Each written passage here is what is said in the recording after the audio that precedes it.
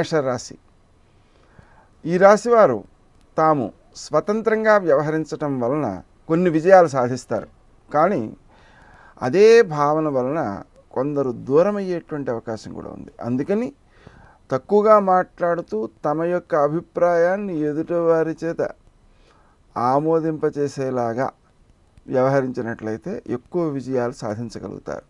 ఆర్థిక విషయాలలో అనుకూలమైన ఫలితాలు సిద్ధిస్తాయి. వచ్చిన సొమ్మును సద్వినియోగం చేయడం అత్యవసరం.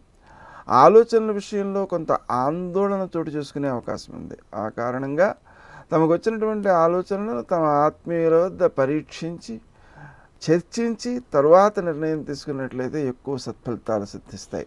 శత్రువులు మీకు ఉపకారం చేయడం జరుగుతుంది. శత్రువులు ఉపకారం చేయడం ఏమిటి అంటే వారు చేసేటువంటి ప్రయత్నాలు మీలోని కృషిశీలతను ఉత్సాహాన్ని పెంపొందించి విజయాలు సాధించే విధంగా మీరు రూపొందుతారు. వారు మాత్రం మిమ్మల్ని ఏం చేయలేరు. దానివల్ల మీరు గౌరవాన్ని సాధించే అవకాశం ఉంటుంది. వృత్తి స్థానంలో మీ యొక్క కృషి సద్వినియోగం అవుతుంది.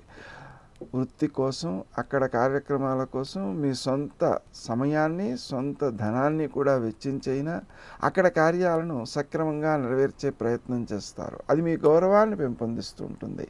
భవిష్యత్తులో మీకు అది ఉపకారం చేసే విధంగా రూపొందుతుంది. రావలసిన సొమ్ము చేతికి రావడం, అలాగే ఇతరుల నుంచి ప్రయోజనాలు సిద్ధించటం అనేటువంటి దానికి అనుకూలమైన సమయం. అలా వచ్చిన సొమ్మును వినియోగించడం విషయంలో సుందరమైన వస్తువుల్ని కొనడం కోసం అధిక వ్యయాన్ని చేయడానికి కూడా సిద్ధపడతారు. తద్వారా కొంత ఆర్థికంగా ఖర్చయినా మనం అనుకున్నది సాధించాము, కావలసినది పొందగలిగాము అనేటువంటి సంతృప్తితో ఆనందంగానే ఉంటారు. మీ యొక్క కృషి అన్ని విధాలా సత్ఫలితాలనిచ్చేదిగానే ఉంటుంది. మీ మాట విలువ పెంపొందుతుంది. మీరు మాట్లాడిన మాటలను ఎదుటి వ్యక్తులు ఆచరించడం ద్వారా వారు కూడా సత్ఫలితాలను సాధించే అవకాశం ఉంది.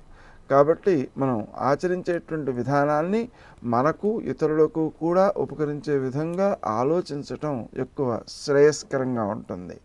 ఆధ్యాత్మికంగా ఉన్నతులైన వ్యక్తులతో పరిచయాలు ఏర్పడతాయి. వారి యొక్క పరిచయాలు మీకు భవిష్యత్తులో మేలు చేసేవిగా, ఆధ్యాత్మికమైన అభివృద్ధికి కారణములయ్యే విధంగా ఉంటాయి.